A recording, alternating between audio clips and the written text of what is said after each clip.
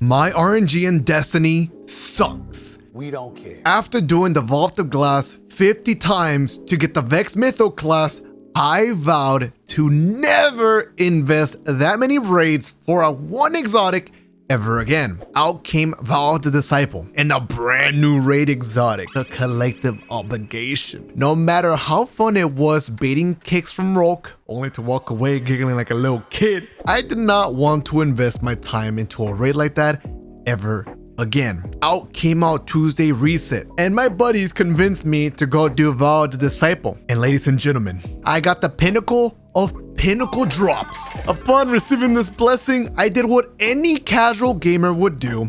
I slapped on the weapon with no build in mind, only to end up disappointed, and I wondered how many shards I would get upon dismantling this weapon. It took me a little sip of electric frostberry to find the motivation to unlock my brain and begin to consider all the possible builds I could do with this. And ladies and gentlemen, in the end, I can tell you, this is truly a gift from the witness, passed down to Roke, passed down to us. Since this weapon is such a blast to use in either PvE or PvP, I'm going to showcase to you two different types of builds that are good for either part of the game. When it comes to Crucible, I have two exotic choices that I really like. If I feel like the games are really sweaty, I'm gonna go with One-Eyed Mask. It helps me slay. But if I really want to dive into the fun aspect of this exotic, I highly recommend Heart of Inmost Light. It doesn't need an introduction. It gets abilities back faster, really fun to use, and with that, I'm going to use grenade mods to help me get my grenades back quickly, along with tier 10 discipline. Nice. Let's take a look at my subclass of choice. Now, the way that I decided to spec this subclass with was using Controlled Demolition. This is going to be your first debuff that I introduce you to out of 3 that we're going to try to get on the gun. Void Explosions will apply volatile to targets. As they take more damage, they explode and you get health regen from it. I'm going to use the Suppression Grenade as my second way of getting a second debuff on a target. This suppresses targets, right? They can't use abilities, they cancel supers, really crazy. I also have the Shield Bash to apply that suppression effect. To make my grenade more lethal, I'm going to be using a fragment that applies weaken to targets, and that is called Echo of Undermining. Now here you have 3 ways to hit one target with one ability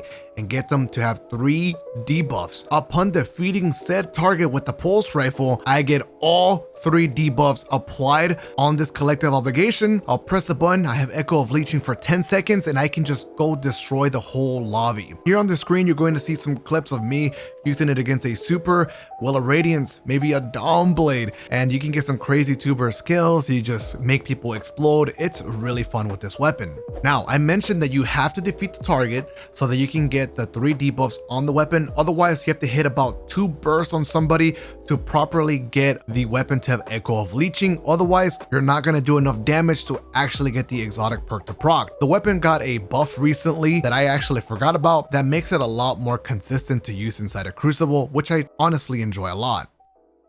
With the other exotic in mind, Heart of Inmost Light, it's all about getting those abilities out as quickly as possible, so definitely use Rally Barricade, use something like Shield Throw, and I recommend swapping to the Bastion Overshield. As you sit behind the Rally Barricade, you're going to be constantly reloading your weapon thanks to its exotic trait, Umbral Sustenance. Change one of your mods here so that you can have the volatile rounds, because as you get a grenade kill, you can get volatile on the weapon, helping you still achieve the exotic perks in action inside of PvP. Now, sometimes I found issues using these grenades because targets were moving too much and I couldn't land them, so I recommend switching to something like Vortex or Action Bolts for easy tags to get the volatile and weaken effect on targets. It's okay if you don't get the suppression. 2 of them are just enough to make the weapon a complete beast.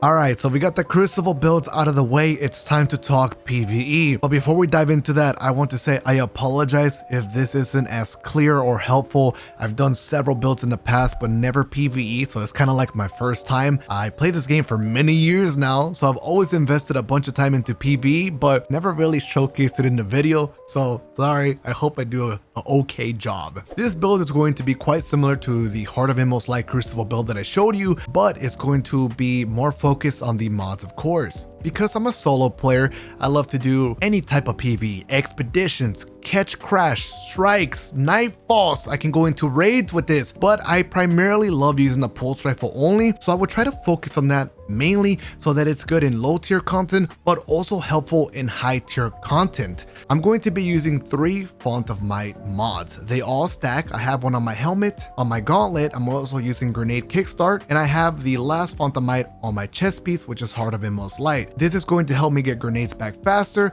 and that's kind of something that I'm really pursuing here with the Grenade Kickstart, tier 9 Discipline, and the Double Bomber on my Titan Mark. Heart of Inmost Light is going to empower my abilities, so the abilities will do more damage but also come back quickly. On my boots, I'm going to be using Melee Wellmaker, and I also have Elemental Ordnance. So this is going to help me get wells made as I'm playing PvE. I'm always going to get a grenade kill, always going to get a melee kill. So as I pick up those wells, I'm going to get more ability regeneration and also a damage bonus. Now, the beautiful part about this is that as I'm playing the game and getting those wells and the damage bonus on the pulse rifle, I am also getting the exotic perk to proc on this weapon. Let's take a look at the subclass, pretty similar to what you saw already. So I'll throw a suppressor grenade, that's my first debuff. I'm going to get weakening effect on targets, so that's my second debuff, and that is also going to give me controlled demolition. Now I have 3 debuffs. Upon slaying ads, I'm going to get the exotic perk to proc on collective obligation. I get the Echo of Leeching, which is about 15 seconds long, and you're just slaying so many ads. Now, when it comes to PvE, I hate reloading, so we're going to take advantage of the Umbral Sustenance, and that is going to synergize with the Bastion aspect. Kind of weird, right, to use an overshield, but trust me, it makes it super fun. You never have to reload. You're constantly having full magazine, which helps you just kind of shoot at like a boss or something constantly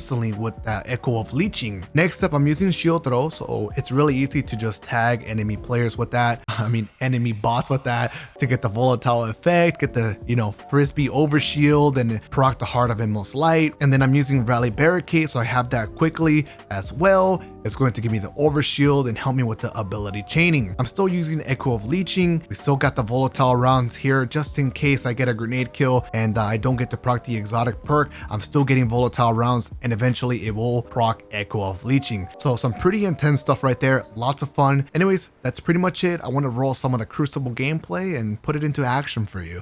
Thank you so much for listening. Let's dive into it. Claim Zone C. Zone A captured.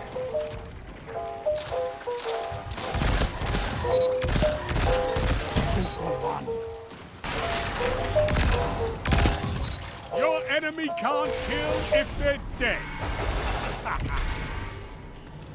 Catch a bitch.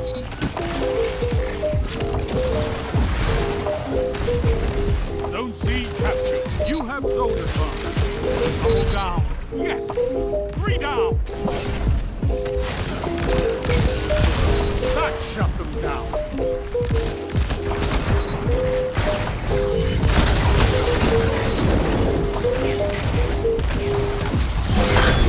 That's why we have fire teams. Zone C lost.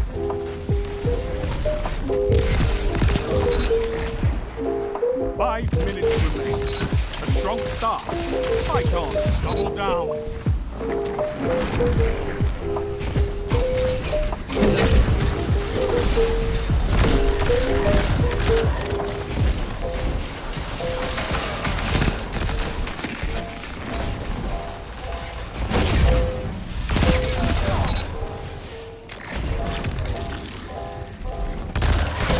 With you on the field, there isn't a border I could not push, Titan.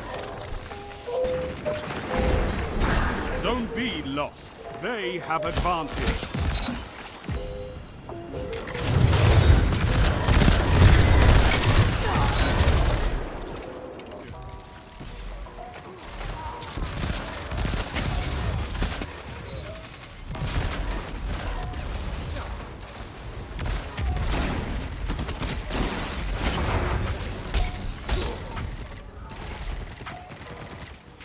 Shocked.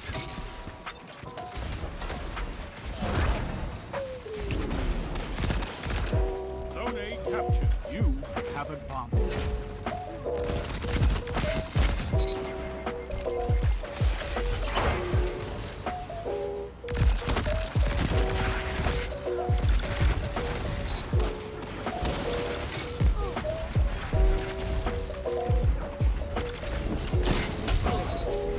Double down. Zone B captured. You have advantage.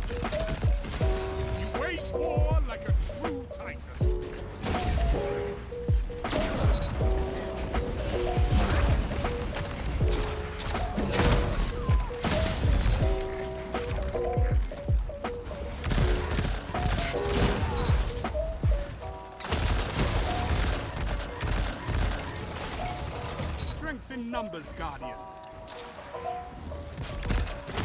Zone B, captured. Zone advantage is yours. Jesus Christ.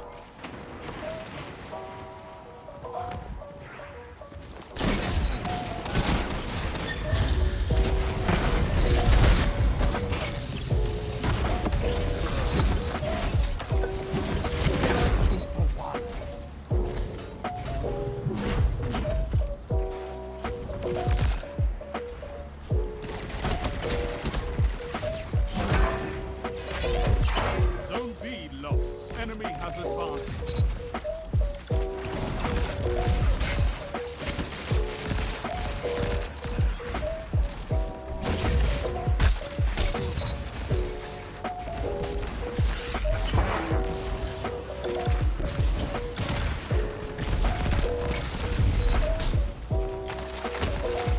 Double down.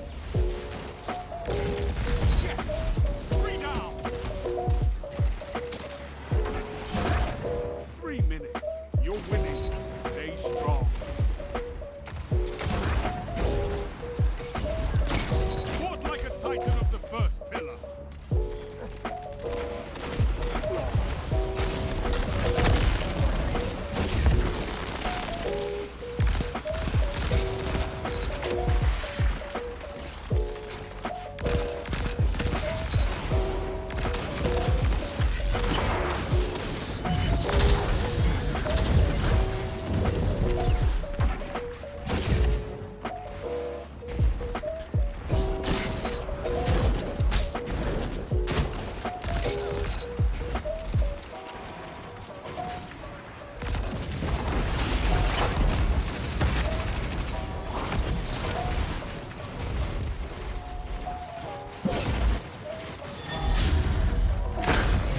More, Guardian.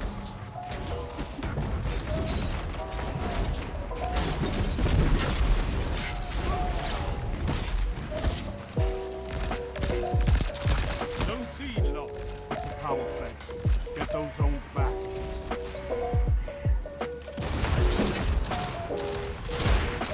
Together as one. I love it. Sheesh.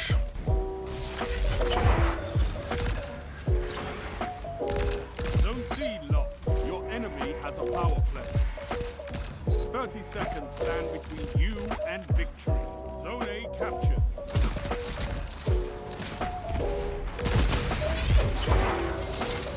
I could not ask for a better victory.